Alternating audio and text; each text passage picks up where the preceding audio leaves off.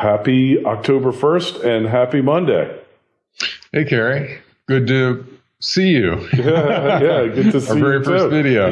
Yeah, it's wild. Well, hey, we're still experimenting, still doing it. I've got 2 recordings going here, so if one screws up, we've always got the other. Anyways, there's a lot to talk about here.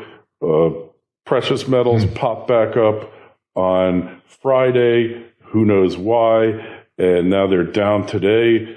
But anyway, check out John's work over at dollarcollapse.com. And so, John, what is the state of the world here?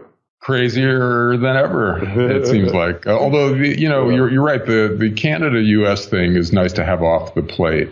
And it was always going to happen. This whole trade war thing is basically just a series of negotiations between us and other countries. And negotiations usually follow a kind of similar path where you make outrageous claims to begin with. You threaten to walk away from the table. People don't think the deal is going to get done. And then everybody at the end of the process settles in and cuts some kind of a deal. We did that with Canada.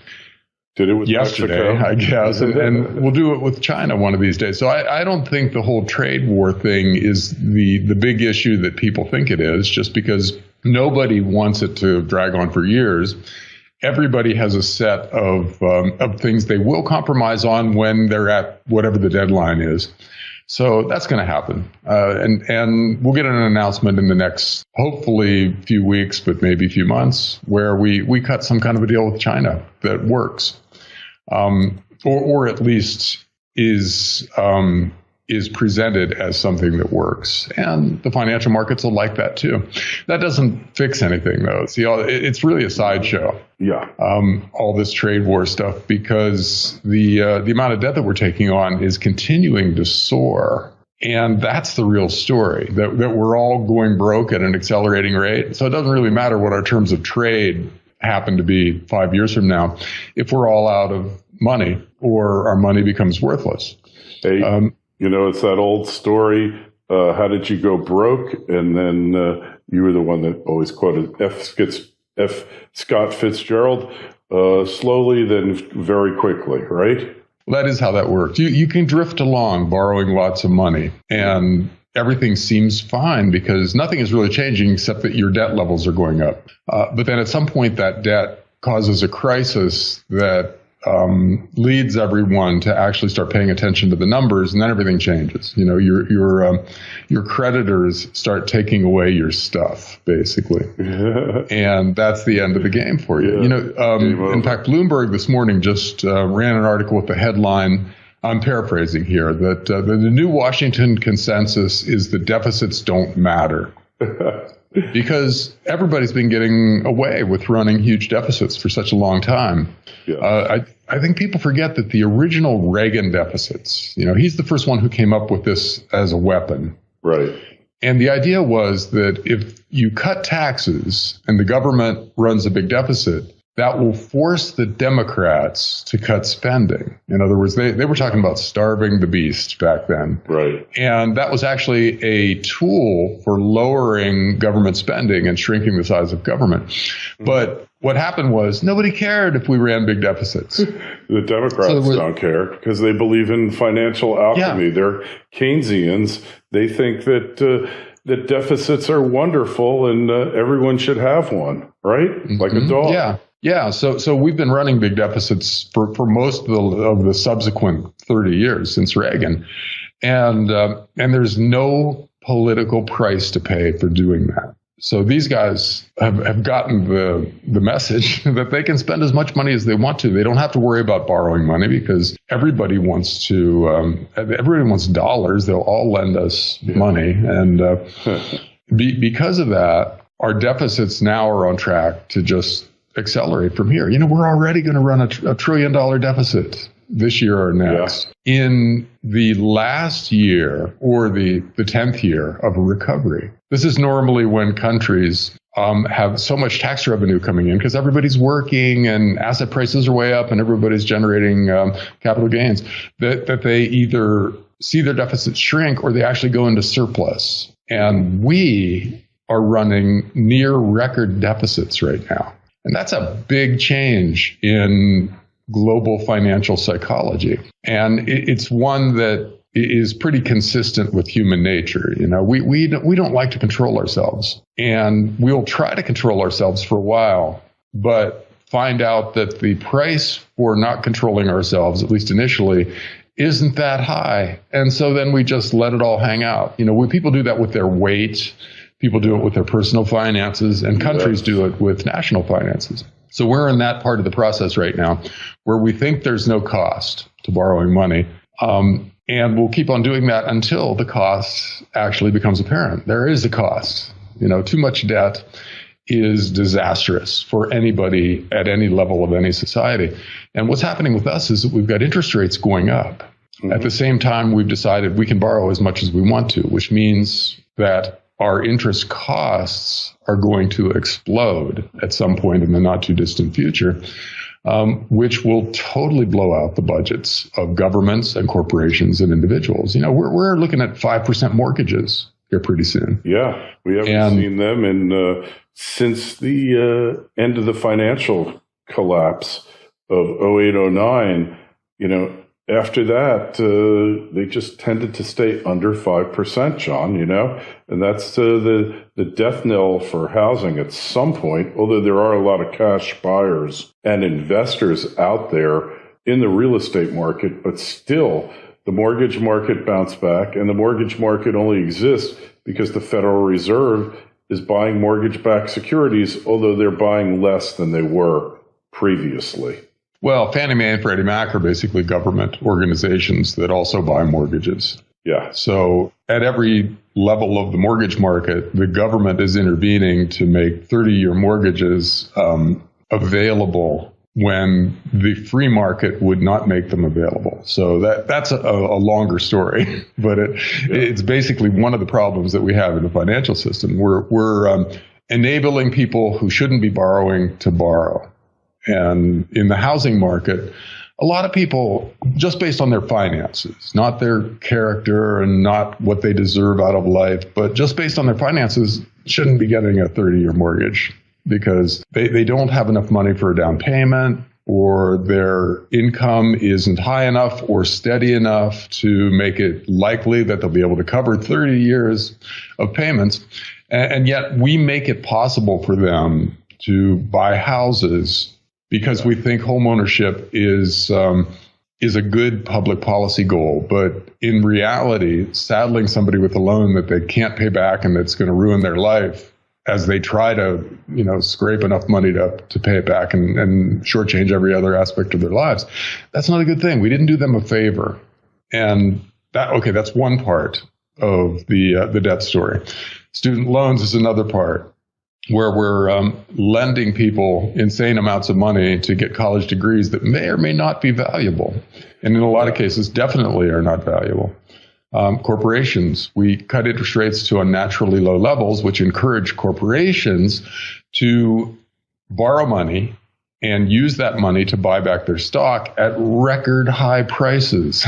So none of these guys are going to look back on this stage of their lives and think, oh, the government did us a favor by helping us borrow all that money. They're going to look back on it and think, oh my God, in a normal world, I never would have done that. And that wasn't a normal world. I know that now, but I didn't see it then. And so all of this stuff is coming. And now that we've got governments of the world deciding that they can borrow with impunity, there's no political cost, there's no financial cost, so they're just going to go for it and just relax and borrow whatever they want. That might be the last brick in that wall. It might be the last thing that has to happen before the system really starts to spin out of control. And that's just the U.S. We've got the same thing happening in Europe, where Italy, with their new government, decided to run a deficit that was higher than the European Union is telling them they should be able to run. And they just said, no, we're a populist government. We're going to help common people with lots of new government spending. And so Italy kind of called Europe's bluff. And Europe, in turn, is calling Italy's bluff. The ECB isn't buying Italian bonds anymore. So Italian interest rates are spiking because they have to convince real people in the private sector to lend them money now when they run a deficit. And who in their right mind lends money for 10 years or 20 years or 30 years to Italy? Yeah. And the answer is nobody at current interest rates. So that's a great point. Italy used to be able to borrow for less than the federal government. Now, the U.S. federal government. And now their interest costs are spiking above what the U.S. pays.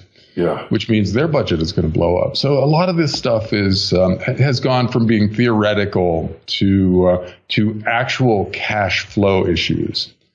And that's going to change the nature of 2019 when all this stuff that, it's a moral issue, it's a theoretical issue. Now it's a cash flow issue. And it is going to be a serious problem once these numbers become apparent to everybody. I couldn't agree with you more. Hey, we could just summarize this easily, is that even when you think the government's doing you a favor, in the long run, it really isn't doing you any favor. It's hurting you.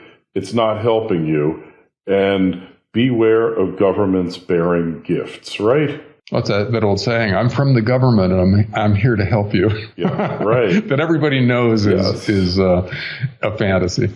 But when they help you borrow money, that's a good sign that you probably shouldn't borrow that money, because the private sector, where people actually have to be paid back, if those guys won't lend you the money, then you shouldn't be borrowing the money. You should be using what you would have put towards interest to save. Now, of course, the government made it incredibly hard to save for the last 10 years, too, because they lowered interest rates to the point where, go ahead and put away the money, but you don't earn anything on it. So it just sits there. Yeah. So why not use it for something? Which is why our savings rate in the U.S. is really low. It just goes on. And it can be all traced back to financial manipulation on the part of the government that is distorting the normal price signaling mechanism in the private sector. We've made it easier to borrow and harder to save for really going on 30 years now, because we began this whole interest rates at unnaturally low levels and bail out everybody in sight thing in the 1990s. So it goes all the way back to Alan Greenspan. Totally. Hey, well, the late great economist and financial writer Harry Brown, he called the government's function the accommodating loser.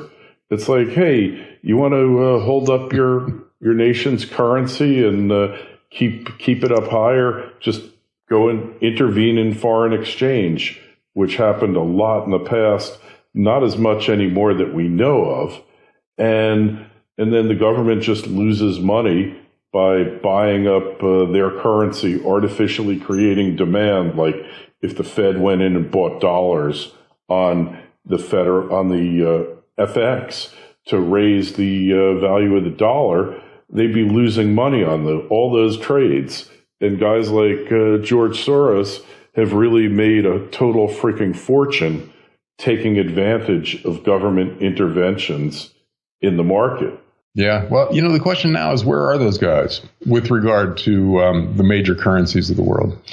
You would think that somebody like George Soros, or dozens and dozens of people like George Soros, would be looking at the world's fiat currencies and saying, okay, it's time to short these things. These things have to be devalued on a massive scale because the numbers don't work anymore. Right. So I think that time is coming. There will be some big fortunes made shorting the major fiat currencies. But the question is, which one goes first? And that might be the thing that's holding everybody back, because you'd think the Japanese yen would be a classic short based on the amount of money that the Japanese government is borrowing. They're borrowing more as a percent of GDP than anybody else in the world.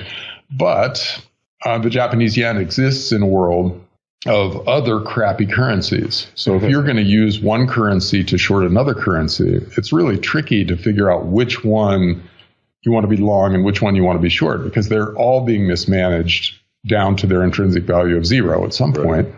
But they're valued versus each other in the world, which might explain why real stuff is what's going up right now. Classic art and or fine art and trophy real estate and multinational corporate stocks are the things that are going up in value relative to these currencies. So, in a sense, if you buy a London penthouse or you buy a Van Gogh, you're shorting dollars if you use dollars to buy them, because you're giving those dollars up in order to get these real things.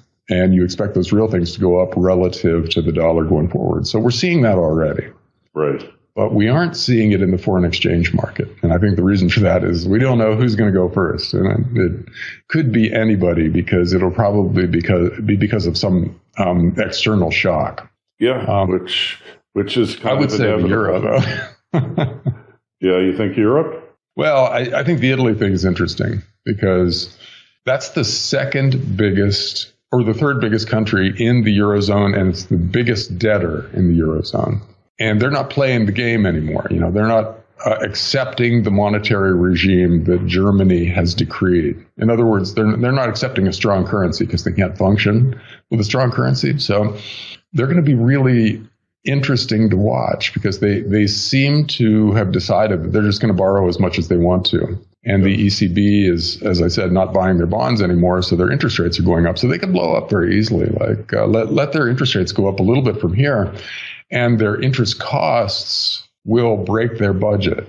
In other words, it'll force them to borrow even more money, to the point that they enter a kind of death spiral, where their interest costs go up, forcing them to borrow more money, which makes their interest costs go up even more. And then you've got one of the biggest countries in this currency union blowing up on you.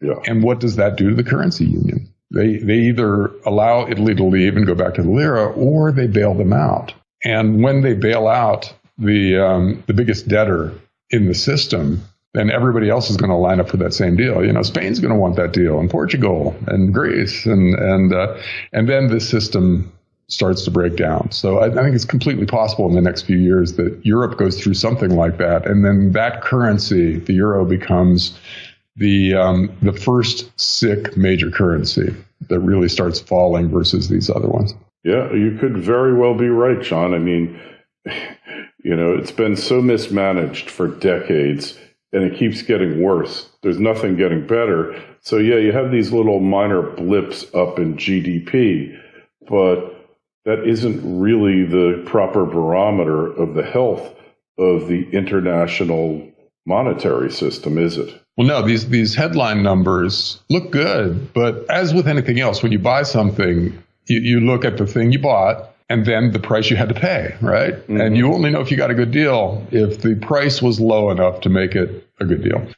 What we're having to pay in terms of debt, in other words, how much we have to borrow to get each new unit of GDP or each decrease in unemployment, is exorbitant. And it used to be that if you borrowed some money, like in the 1960s, for instance, if you borrowed money and invested it in the U.S., you got about a one-to-one relationship, one-to-one return. In other words, you borrow $1, you get a new $1 of GDP. Now it's 6 or 7. We have to borrow $6 or $7 to get a new unit of GDP. And GDP itself is becoming a debased measurement of actual wealth creation, because a lot of it is healthcare, which is just maintenance. It's not wealth creation at all in the GDP. So our ability to create new wealth and to cover our debt is diminishing as our debt rises. And again, it works the same way for a country as it does for an individual. If your debts are rising relative to your income, there's a breaking point out there, right? And that point is when you can't cover your interest costs anymore, and then you default on something and they take all your stuff away. Countries have that same problem with debt, and based on history, we're in that territory now. Our debts, wherever you look, whatever society, other than Russia, which is handling its debts pretty well.